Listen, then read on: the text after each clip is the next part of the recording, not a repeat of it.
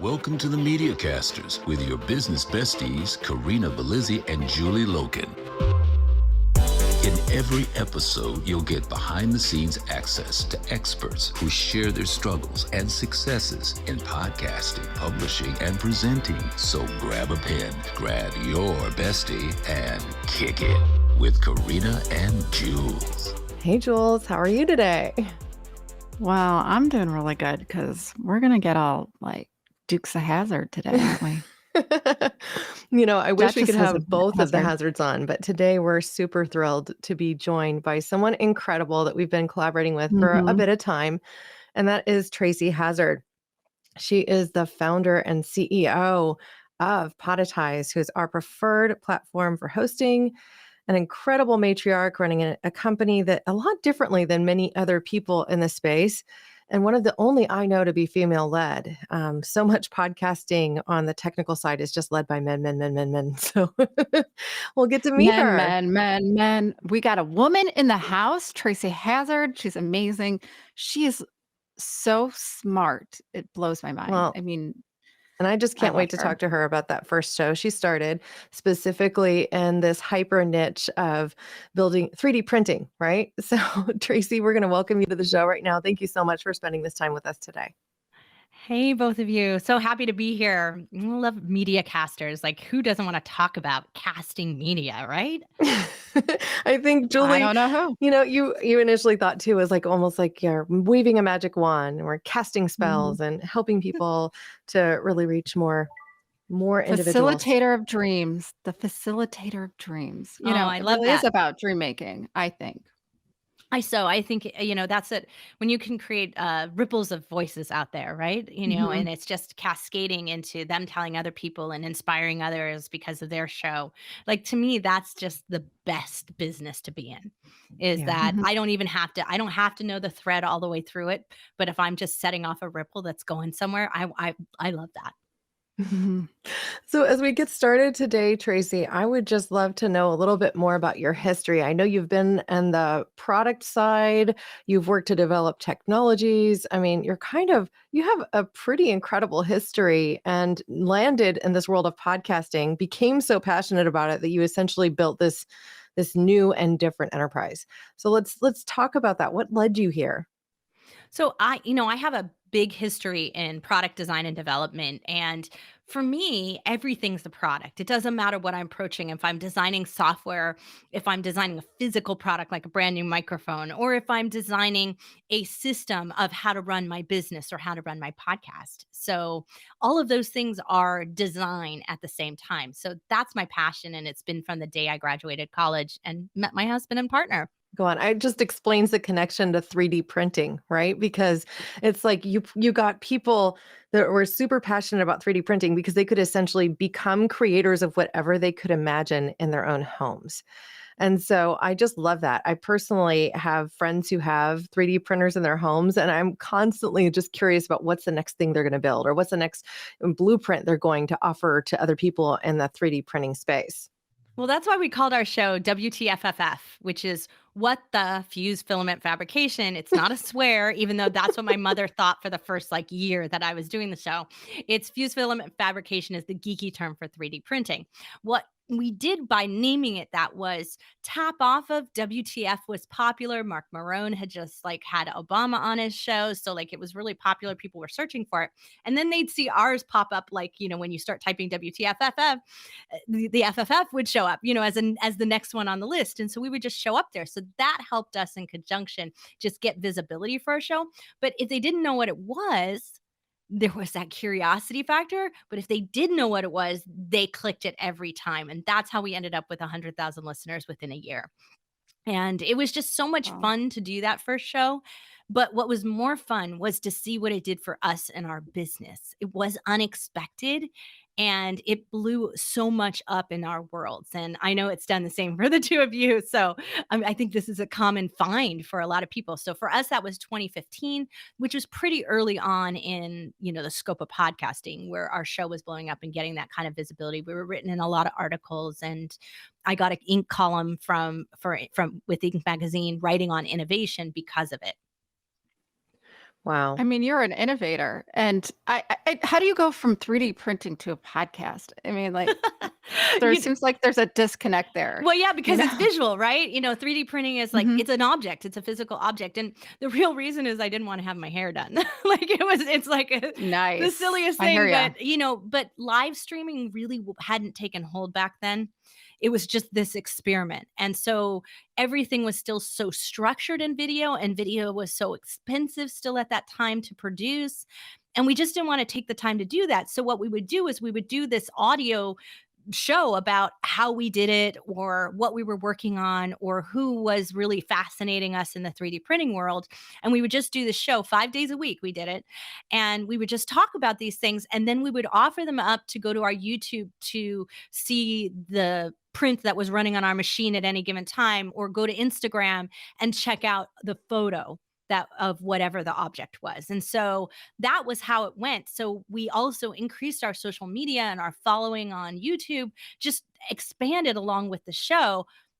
And it was just a fundamental of, I know you want to see this, here it is. Like, it was, we just stuck it there. We didn't do anything with it, but talk about it on the show. And it worked for us. And that's what we realized, is that the power of that platform build in podcasting was actually where the power was. And most people didn't know that. They Wow. thought, I build a podcast and people listen, and that's where everything lies. And it really wasn't for us. Well, you've done a lot of trade shows too in your time, I imagine. And so have I. But one of the most innovative booths I think I ever saw was in the 3D printing space, in the algae space specifically. A company had chosen to bring the 3D printer there, and they were printing out a 3D copy of Yoda using algae-based plastics or Yes. pseudoplastics. I don't even know what you call them, but he was like perfectly green Yoda. And so people would come back by the booth over and over again throughout the trade show just to see the progress that had been made on Yoda. And so I just think that this particular arena of innovation inspires that kind of childlike curiosity in us. And with a show name like WTFFF, like I would have grabbed that and listened. That's And brilliant. probably brought people into 3D printing that probably had no idea really what it was back in 2015 as well. Well, we really did it as a business test. And this is where I think a lot of people come to, is like, we knew the industry was shifting, and we had been what we call ghost designers, designing for big companies behind the scenes, Martha Stewart Living, Costco. We would do products for Costco and all kinds of different places like that. And what would happen is that, being that ghost designer, no one knew who we were. So we saw this Instagram world and thought, we need to get out front of that, or we're not going to get enough clients in the future. Imports were changing. We were an expert in that. So how are we going to go about this and create this, future business for ourselves? And 3D printing seemed like one of those options. But it would mean we were the end product producer, right? And so in this case, it would be a design file, but they'd Mhm. have to be as inspired by us as designers as they would the product itself. And so we realized we needed to have that sort of celebrity model, that influencer model. Mhm. And we thought, well, let's try podcasting. Let's see how it works. And if we find something that works here, then we'll figure out where to go from it. What we found really quickly is no one would ever want to buy designs from us. We thought there'd be 14-year-old boys in their garage being our listeners. And we weren't really sure that that part was going to work. What it turned out was we had retirees in the Midwest, teachers on the East Coast who were struggling to figure out what curriculum to develop for their students in STEM. We had STEAM organizations that were actively trying to add the art, which we had. So add the art into STEM so it makes it STEAM. Like, this was like ongoing movements that were happening at the same time. So some of it was timing and luck in that sense. And some of it was because we had 25 years of expertise. We were also the perfect people to bring that forward at that time and tip that. 650 episodes later, we had Hewlett Packard as our sponsor. Like, all these things went Wow. on from it. So it really cascaded into building something that could have been a business, but it wasn't the business we wanted. The business we ended up saying attracted us was to keep podcasting, to keep doing that, to develop that into a podcasting service business. And people would come to us and they'd say, WTFFF is so amazing. How do you do it? And can you do it for me? And here's my credit card. I'll pay whatever you want. Like that's how it started for us. Our first 10 clients were like that. And then we said, okay, well, now we have to design a system and a process. And where are we going to take that? And how are we going to go from 10 to 100 to 1,000 clients and 10,000 clients? What's that path for us? And that's when we designed a new business. And that's the way when we sat down to do it, and it was a purposeful decision. It wasn't this is a side hustle. And then it expanded. It was, we're going to purposefully do that. And we're planning every step of that way. You mentioned a couple of things earlier that I want to draw back to. When you designed WTFFF as your first podcast, you were already thinking about SEO. And I think one of the things that helped you to stand out at that early stage, but also just as you're working with podcasters to build their platforms so that they get the right people into their audiences so that they can continue to grow their exposure, you focus a lot specifically on SEO. So I'd Well, love for you it to speak to that. Yeah, it is. SEO is powerful, but SEO isn't just Google search engine optimization via Google. It's also any bot any search engine that exists anywhere. So when we're in an app like the Apple Podcast app, or we're in Spotify's app, there's a bot that is controlling that search, what's coming up when you're typing into the app itself. Same thing. We knew this from working on Amazon. Optimized listings for Amazon products is critical. You have to know how to title everything, how to put your bullet points, how to attract the consumer to them. But you also have to know, more importantly, is how Amazon's algorithm works so that you show up on the first page when someone types something in relevant to the product that you're selling.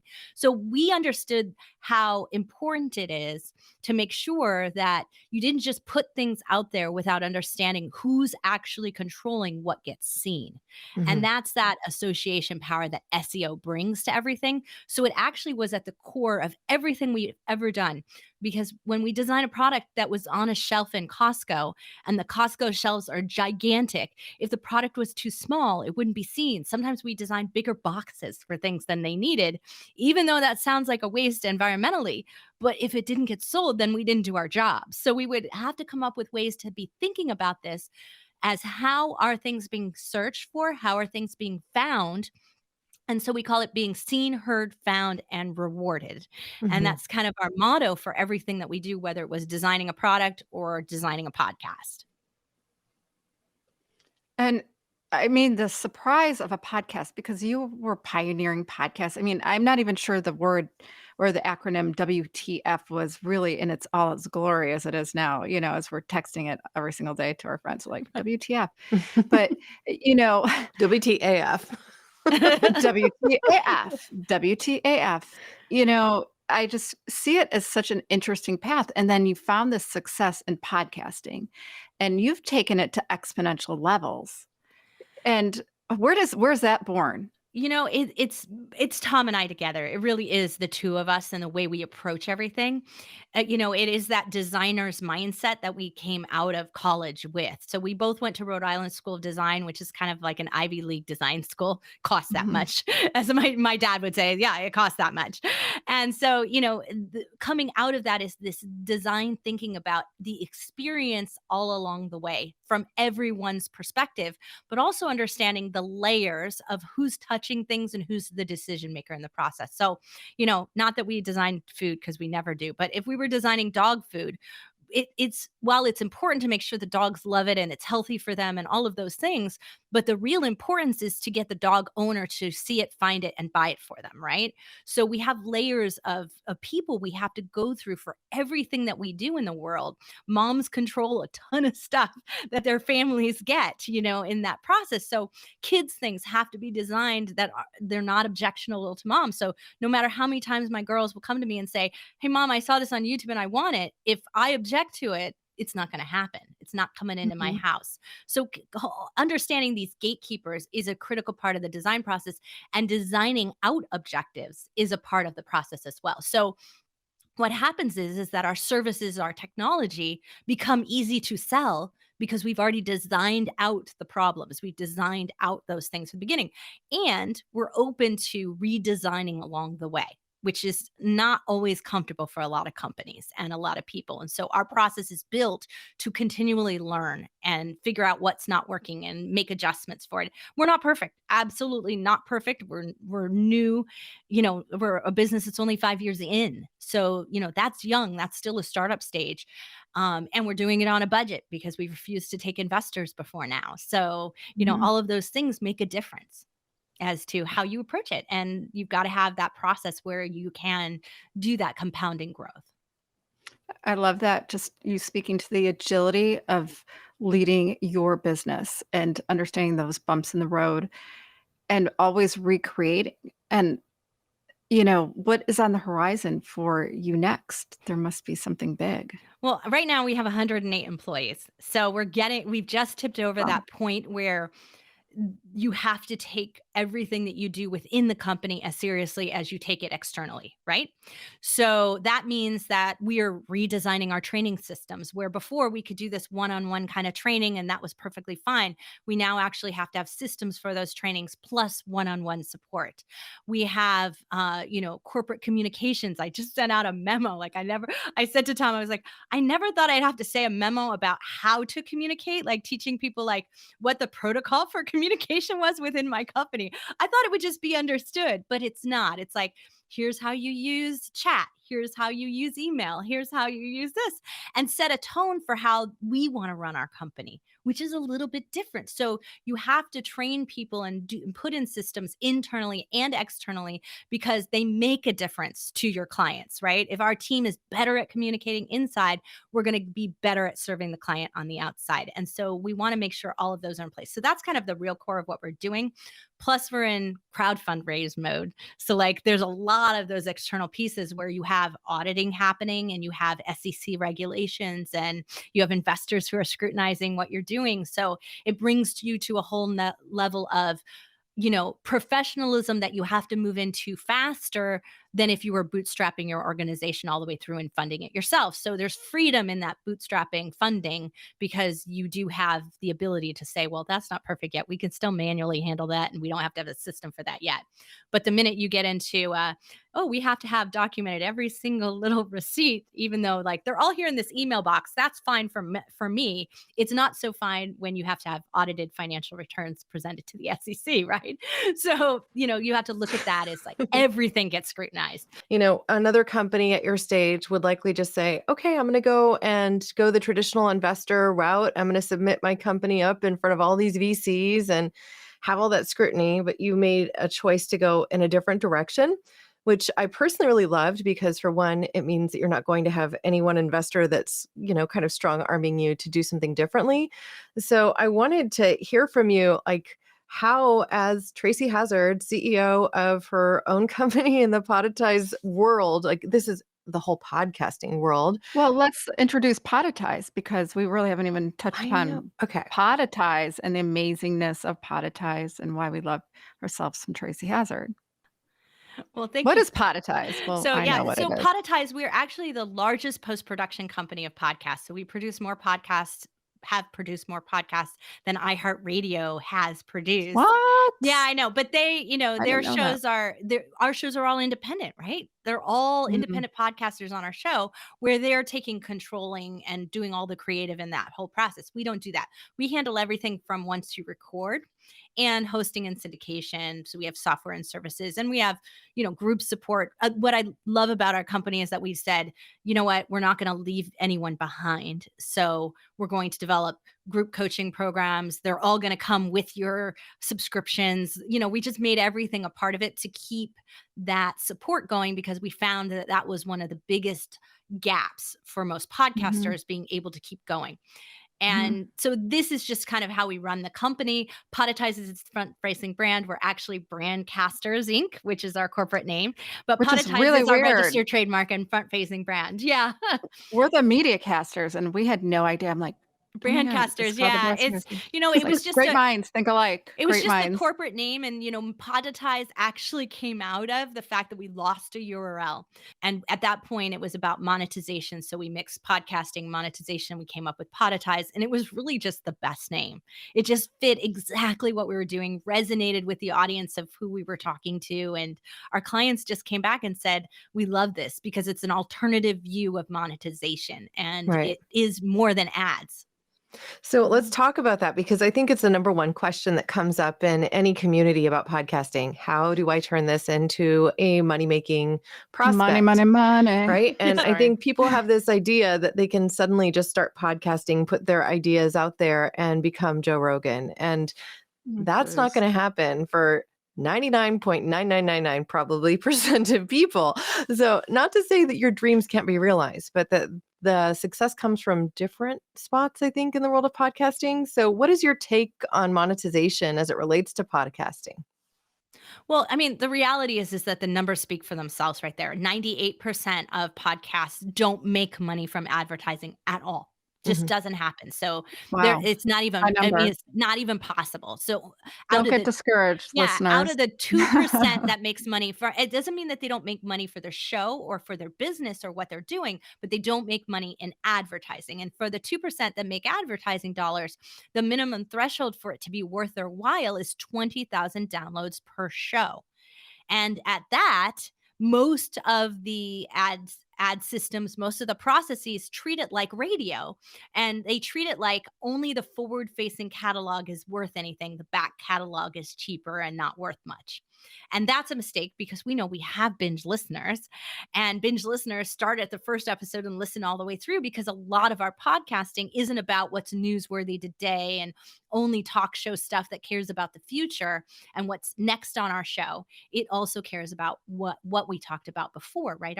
Our listeners care about those things. So there's a whole overall structural value that has changed. So now some of them are starting to look at them more like a Netflix series. But the problem with that is when you're iHeartRadio or you're Wondery or you're any of those companies out there that are building these types of shows as vehicles for advertising, that's how they start. They're like, I have this advertiser, Coca-Cola or whoever they might be, and we need a show to put that ad on. That's how TV and radio have been coming for years, like for decades and decades. The industry, I was just watching that documentary Amy Poehler did on Lucille Ball, and the whole reason it happened was because Philip Morris agreed to bankroll her show. Like that's the whole reason she ended up with I Love Lucy. And so, think about that. Nothing in Hollywood, nothing in those places happen without an advertising sponsor driving that. So if they're driving that, then what is the chance of your success rate? And in just like in any other like VCs, right? We were talking a little bit more about funding and going the VC route and everything. In VCs, they have 9 out of 10 failures, but that one success is a unicorn and makes them loads and loads and loads of money. But 9 out of 10 failures. Product design that I came from, 7 out of 10 failures. Home shopping network, 11 out of 15 failures. Like it's high in those industries of failures when we are developing commercial products for things, right? Commercial vehicles for things, right? But when you're developing a show from your business, your model, your way, you know that better. There's an audience to resonate against. There's something that they want from you. They're going to ask you for more. When our 3D print show that we were talking about before, they asked for more. They asked us to do longer shows. They asked us to do shows on educational topics.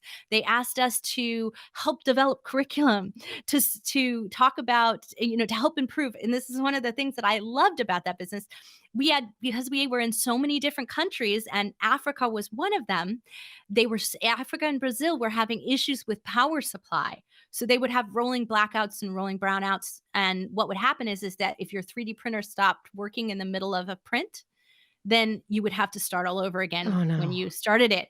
And so sometimes the prints that we would design would take 12 to 20 hours to print because we designed really complex, large prints.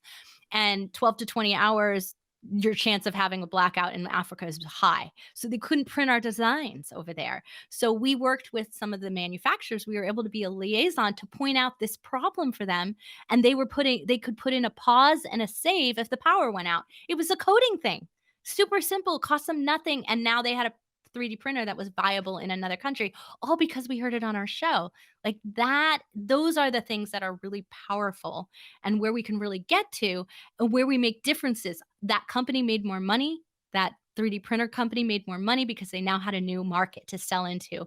You can really make a monetization difference in your industry, in your world, in your own business. But what you're also speaking to is thought leadership.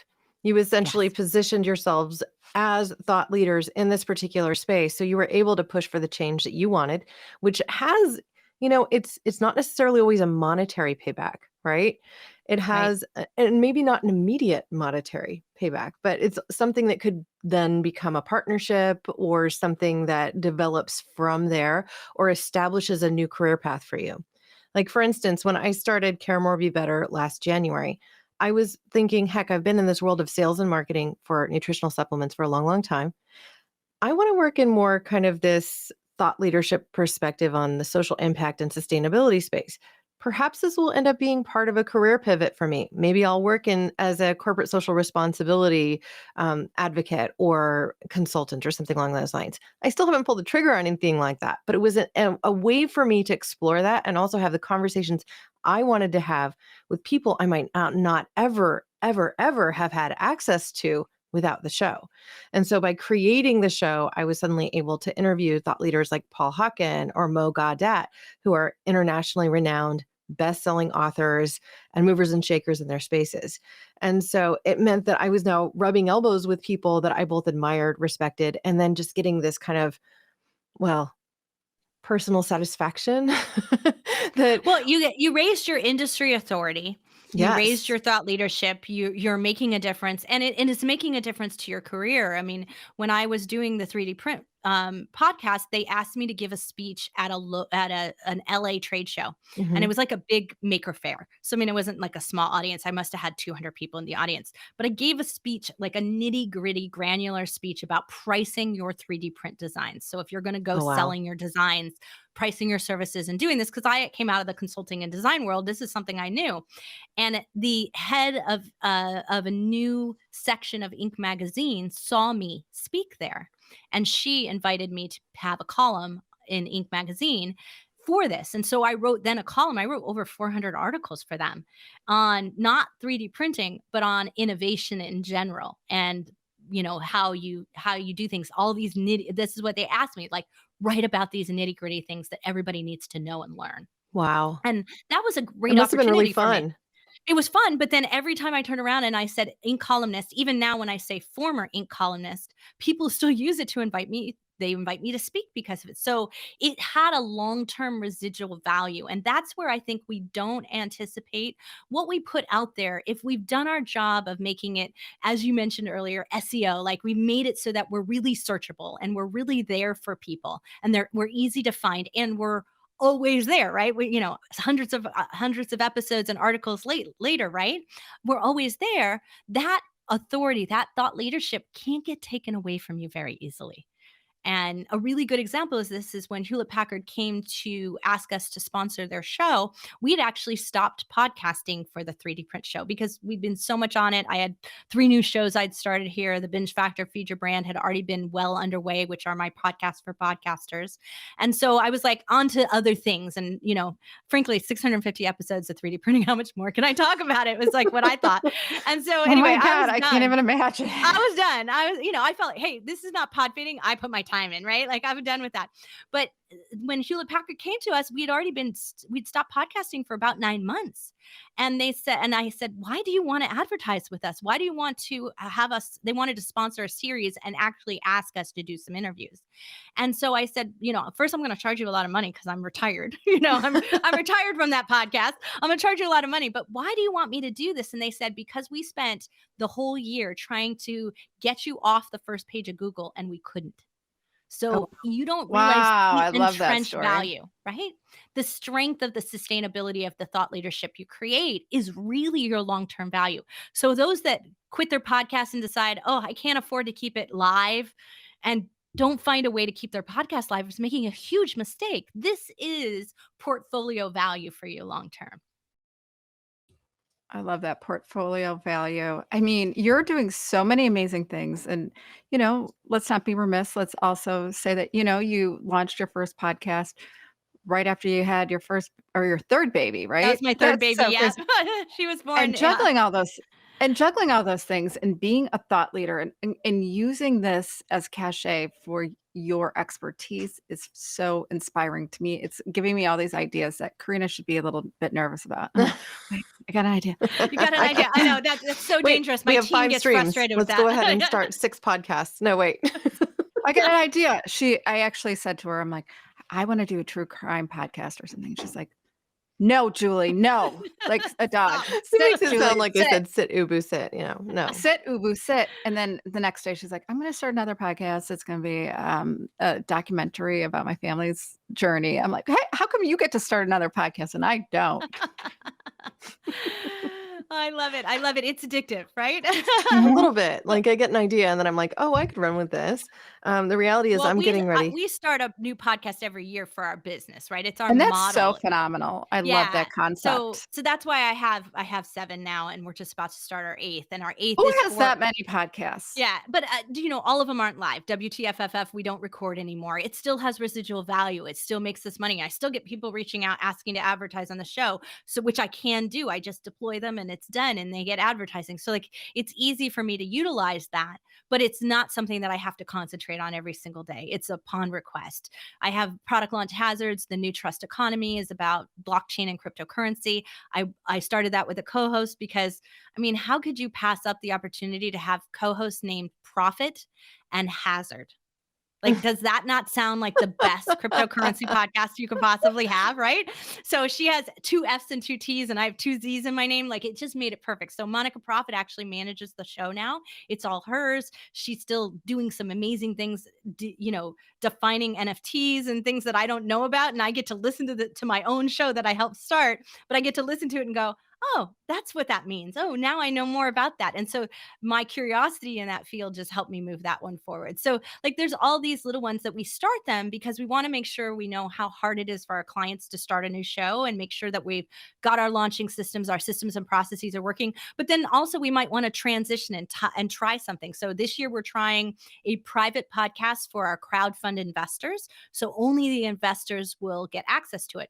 And we wanted to launch this week actually, but we've come up to a slight roadblock of something that we have to figure out how to block from an algorithm so that we can make it available so that you could listen to it over some apps, not all the apps, but we wanted to block it because Apple, if you syndicate to Apple, then it automatically syndicates to all these other smaller podcasts, and they don't have blocks for private podcasts where Apple does. So like it created this barrier for us to understand how do we need to go about syndicating that to make sure that you can keep something private if you're charging for it, or in our case, we want to keep it totally exclusive. So we've created a new password protection system and some other things that we need to do to keep the feed private from being syndicated out further.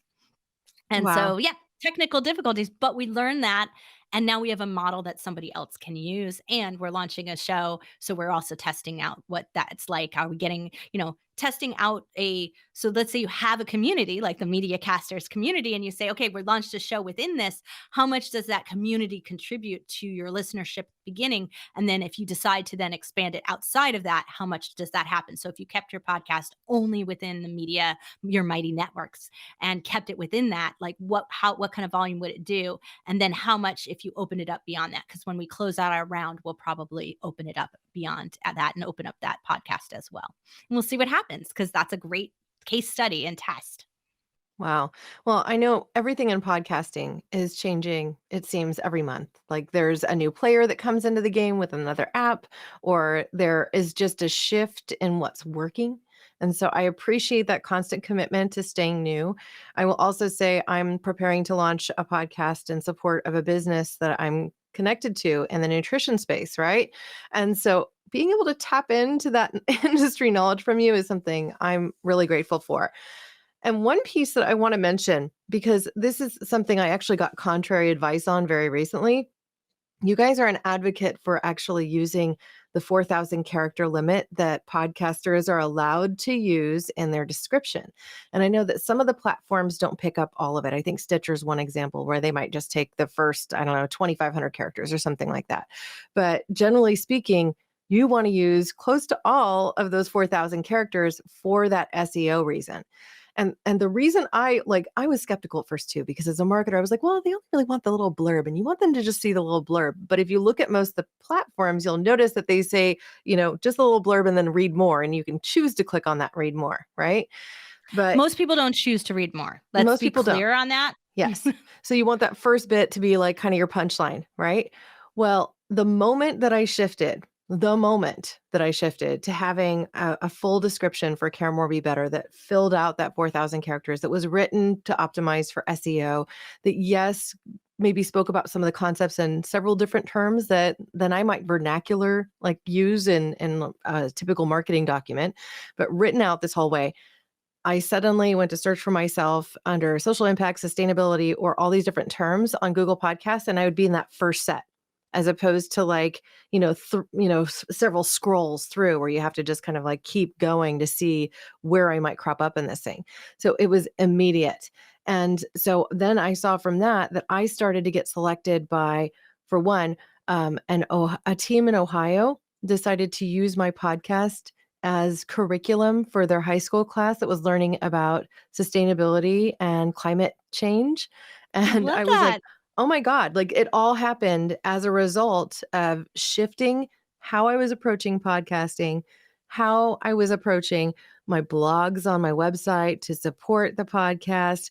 I mean, and all of that came from you guys. So I Right. just, And keep in mind that they have no idea how many listeners you have, right? None of that matters because they see you showing up first and they right. see you showing up again and again in all these different places. So for them, that means authority, even without the backup of how many friends you have or how many listeners you actually have, right? It Mhm. doesn't matter. That to them is a sign of authority. So I love that working. Yeah, Google is queen, and everything I do for my businesses is based around Google. So the SEOs are it's true. Like if you have an Gmail, online business, yeah, That's why Google we calendars. recommend YouTube, frankly, because if you yeah, embed YouTube YouTube, videos and YouTube's owned by Google and we embed them into your website, into your blog, you're going to get bonus points. Why would you right? skip the bonus points, right? Bonus Like, points. right? Why skip these things that are when we're independent? And this is why we do this, right? iHeart and Wondery and Spotify's corporate shows can afford to be lazy about using 4,000 characters because they Hmm. control the algorithm. They can push themselves out. They have an in. Us independents don't have an in. We Hmm. have to use what's available to us. And if they say there's 4,000 characters, there's a reason for there to be 4,000 characters Hmm. and we should use every bit of it. Yeah. And that's how we feel is our job is to make sure and understand how that works, advise you to do something that takes advantage of that. That's the things, the repeatable success things. That's what I care about. I've experienced such wonderful growth on Podetize, and it's amazing. Super easy to use, and I mean the numbers speak to what a great job you guys are doing for us little podcasters. Well, and little things I've learned, like you're not supposed to Hmm. have, I guess if I have more than 300 episodes, I'm going to need another stream. Yeah, but if you get more than 300, all of a sudden Apple won't show those older shows, Yep. right? Like, and if And most so people are you listening got to there, move the volume over, right? And that happened to us when we hit our 650, when we were hitting that. And what we found is that 300 is still too many for people, right? So we try not to do volumes any bigger than 200 episodes. And if we can do them in 100s, we do them that way. Just Oh, recommend it. I It's gotta just slow too much obsess for a down. person. That's what I'm Yeah, yeah. thinking. No, don't slow Oh it my down. God. Just create another one. Just create another feed. And what you don't want to do is, this is a mistake. Is so somebody says, well, I'll start a new feed, right?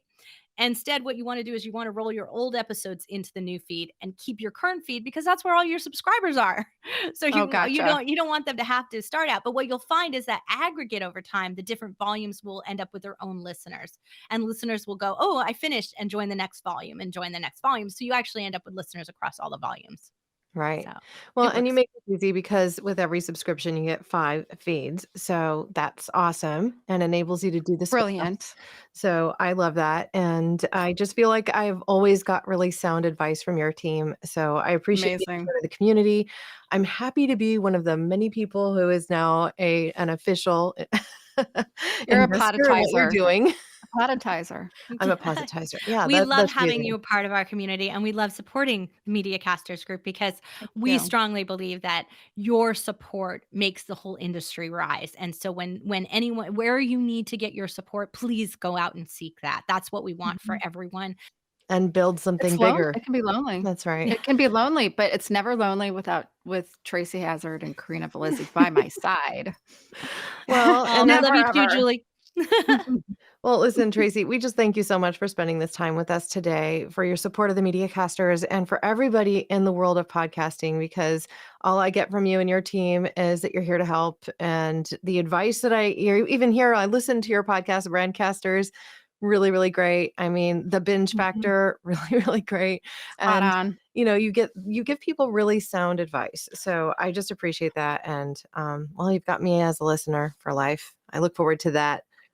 What's the name of your next podcast? Your next year? It's Podetize because it's branded for our but it's Worthy News and Notes. So Worthy it's News and Notes. Oh, that's brilliant, so girl. play You on know new that's and noteworthy. brilliant. Yeah. I So love because that. we're talking about the industry, we're talking about what's Okay. going on in the world. So Wow. the world of podcasting, mind you, but Okay, so at the end of every episode, we ask all our illustrious guests to say, kick it. Let's kick it. okay, you ready? It's your turn, girl. Let's kick it. Kick it. Yay. Thanks for listening to another episode of The Media Casters. You can keep this conversation going and kick it with Corinna and Jules in live office hours each week. Visit themediacasters.mn.co to sign up. And don't forget to rate, review, and subscribe whenever you listen. Let's kick it.